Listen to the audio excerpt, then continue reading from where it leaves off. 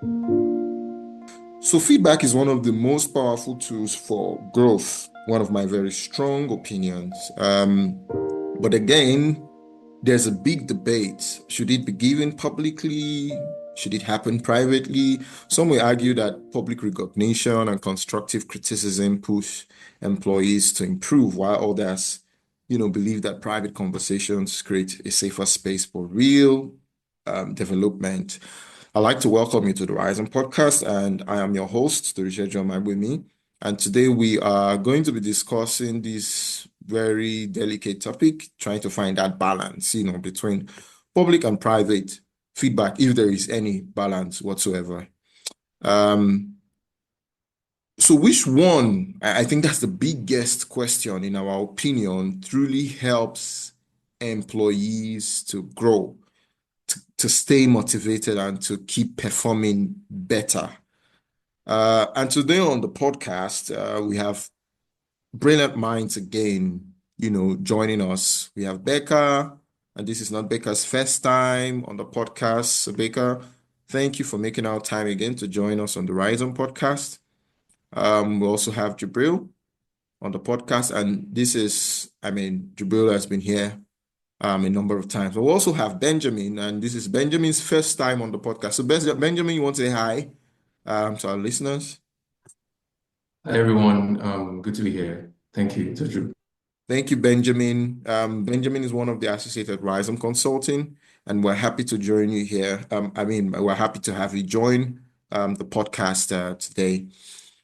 So let's go right into the conversation. Benjamin, because I introduced you last, I'd just like to get, I'd like to get you to just share a bit of your experience. Have you ever received public or private feedback? If you've received both, fine.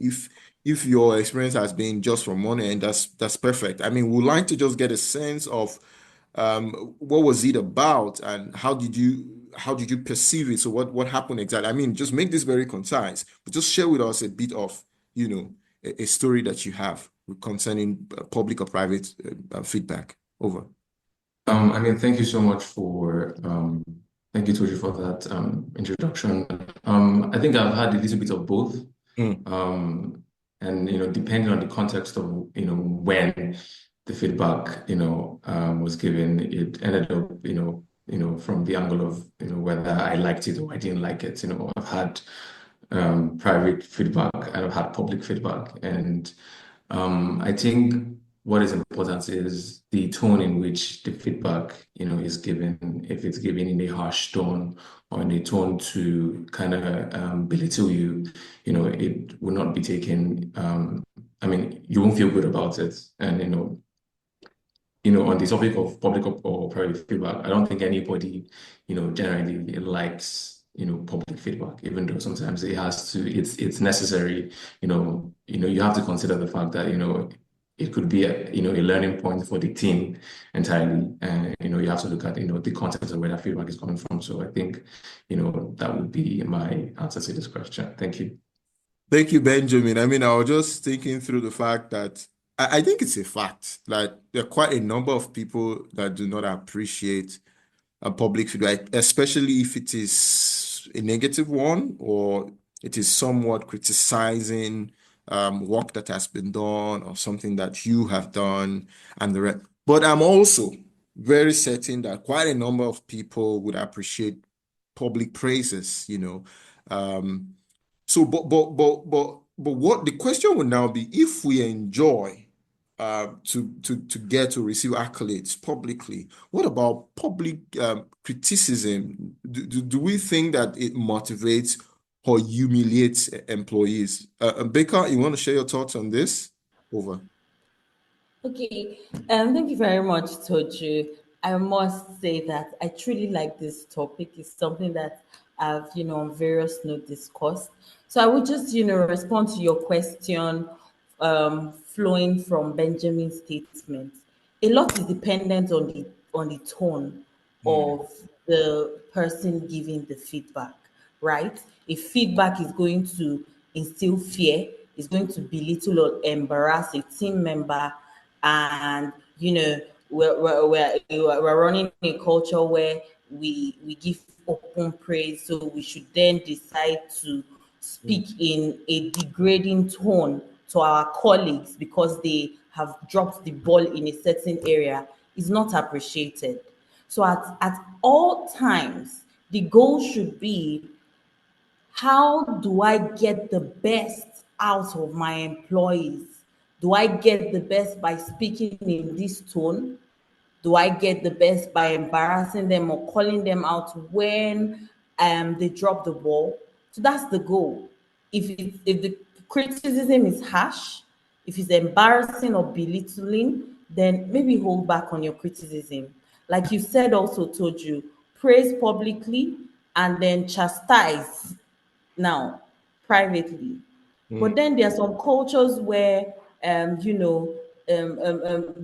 always a learning moment for the team, and you need to quickly give a feedback. You mhm, can then now generally give a feedback without specifically speaking to Mr. A's mistake or mm, singling out Mr. A as a case study to justify whatever embarrassing feedback you want to give. I think that it's basically just respecting other people, you respecting yourself and respecting other people. mm, If we do a flip and we decide that line managers, we give line managers or up, what do they call it, upliners, right? The same feedback they give us in the same tone, being that Nigeria is very hierarchical, how would it be, right? Because they will usually just come at it defensively. If we give public praises to our uplines and we then decide, okay, in the same line, let's give public criticisms, it will seem as though one is being insubordinating or one is being disrespectful because you're also politely trying to, let your upline know about a particular mistake or something he or she has done. So the basic is the punchline there is, if it's harsh, if it's embarrassing or belittling, please hold your feedback and give it privately. I think respect is should be on both sides. You should always have the interest of the receiver of that feedback at heart mm. at every point. Over to you. Thank you. Thank you, Becca. I mean, very, very thought-provoking. I mean, I'm beginning to learn that there's a cultural perspective to this, and then there's a contextual perspective to this conversation.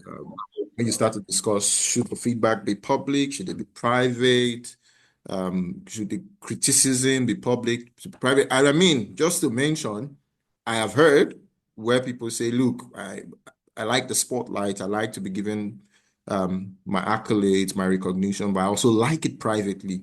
So it's not like this is a case of even those who want to receive positive feedback would always opt for it to be done publicly. So I just thought to mention that. So from the perspective of contextualizing and as well as cultural nuances and how they impact, should the feedback be given publicly or privately? Jabril, my question here is, if you now bring it to consulting, that is when you get into an environment and you are providing a service to address a constraint or an issue and you're working with leaders at varying position, what would you say is the best way for these leaders to decide when feedback should be given privately versus publicly? Over, Jibril. And another leg to that, just coming out from my thoughts is, um, uh, I mean, because you have worked in this environment for some time, does public feedback in any way um, create accountability, or do you think this is just a channel for unnecessary pressure? So it's somewhat two-in-one question. I don't know if you got that or you like me to take it again. Thank you very much, to so it varies actually, to be honest, and for due to so many factors, so it's not a black and white response, and because the different factors, and I would say it's like the industry matter, the level of maturity of the organization matter, the service that has been provided at that time, particular time, whether it's an OD or recruitment side, whatever the solution being proffered.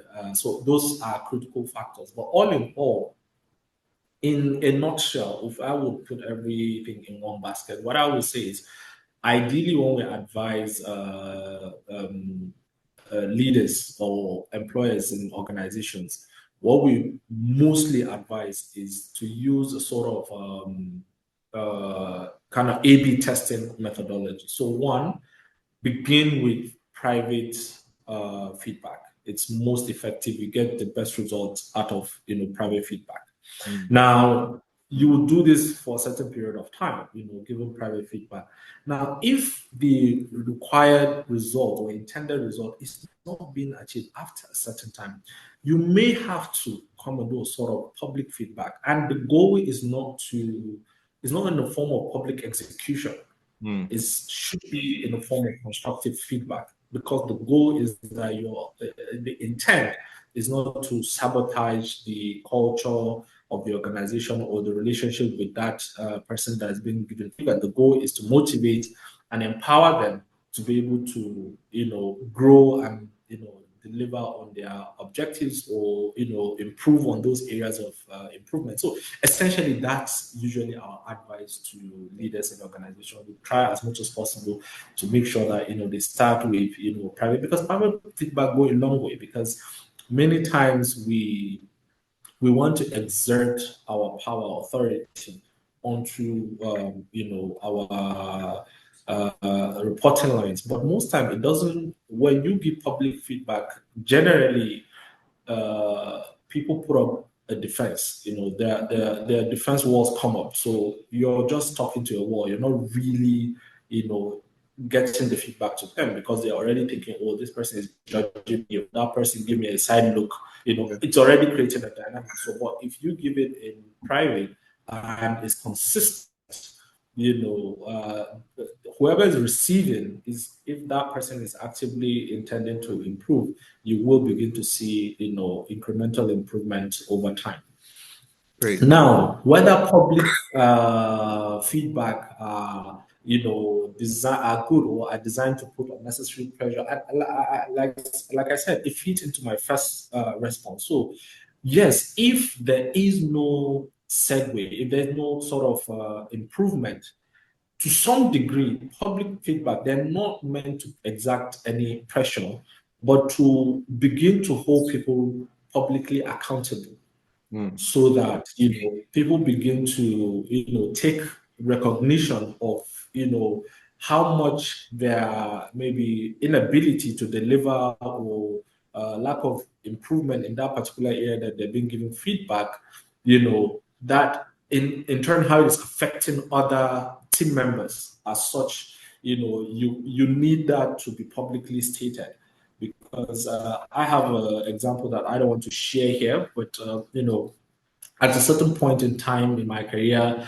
I was stepping in front of the line for a colleague who was reporting to me. I was like being there, taking all the shots, taking like it's my fault. I'm not reviewing their work. I'm not, just being there. But when the feedback came, it was a public feedback. It was like public execution. The whole thing backfired on me. And luckily at the time I was given this same person private feedback, like, okay, do this. I never came to uh, let's say a public meeting and say, oh, your work is this, your work is that. I always give feedback like, look, you need to do this better, you need to do this. So again, like I said, sorry, just to not to drag this longer than I've already dragged it. The goal is not to public feedback should not be public executions. That's what I want to say. There Right. should be a way of holding staff accountable, so that they can understand how much what or their actions sort of affect the other team members. Yeah. Keynote, public feedback shouldn't be anyway public execution. Benjamin, I mean, if you even look at some of what Jubril has put forward, some will argue that private feedback works, but it's too soft and doesn't create that sense of urgency for improvement, especially when I mean, that feedback or somewhat the event or the impact that is the feedback is stemming out from, is impacting the entire organization. So do you agree to this? Do you agree to the fact, to the argument or the school of thought that private feedback is too soft and doesn't create urgency for improvement? If you agree or not, why or why not, over. Um, I don't necessarily agree that it's too soft. Again, it depends on the context of, why the feedback is given, and then, the extent of the damage. Allow me to use that word, damage, or, damage to the reputation or damage to that task that, that mistake has caused. Growing up, I really prefer, or I really preferred public feedback to private feedback, because private feedback, usually turns out, worse for me, than, when, everybody's involved. So I think it depends on the urgency. It depends. Obviously, you have to look at the context of, why this feedback is given, what mistakes have been made, or, what is the level of negligence to that task, that has required or prompted this feedback. And that would then, decide, or that will not determine if you're giving, a soft feedback, or you're giving a really, really, you're giving strong feedback. I don't know if that answers the question. It does. It does. Thank you. Thank you very much. I'll just pick Becca's thoughts. So Becca, if you have the opportunity to sort of design a feedback system, or what I like to call the perfect feedback system for a workplace, I mean, can you describe, without being too technical or even technical at all, what would it look like, that perfect feedback system for any workplace of your desire? Okay, so if I were to design, it's more like a communication system Hmm. for the organization, an organization. I would think that personally, I mean, from my open statement, you should have known where I stand on this. I think that to get the best in your employees, you should understand how they work and tilt towards giving them feedback that do not embarrass, belittle, or just put them on the spot unnecessarily, right? So praise publicly, give them their accolades when it be. If there's room for, I mean, publicly, right? This would then motivate the other members of the team or challenge them in some way to do better, right? Hmm. And then for private feedback, my position will be if it refers to a sensitive personal matter, if it speaks to a mistake of the person, then make it private, because directly or indirectly, you're building a culture of resentment, Hmm. right? And I always say this even when I work, across organizations I've worked with. When you get into an organization, the first point of call is to speak with your upliner, and then decide what kind of the way you like to work, how you like to receive feedback, what makes you, what is more effective for you. And then when you decide it, I think the onus is on both parties to respect each other's method of working. And so this would also inform the policy I will be putting in place in terms of private feedback. So in one line again, told you, praise publicly, and then chastise, correct on personal, very sensitive issues privately. I think it gives a room for everyone to, grow. I should also say that when there's a learning for the broader team, right? I think I also pointed it out. You can also make your point, ensure that everybody gets the mistake. So if, for instance, the feedback is on a breach in policy or a miscommunication that affects the overall, what do they call it, pulse of the organization, right? It's important to speak to it without saying, but Mr. A also did this. That is why I'm bringing it to. Do you get me? So you can also speak to a situation without pointing hands, and then improving the trust and loyalty the employee on the other hand will have in you.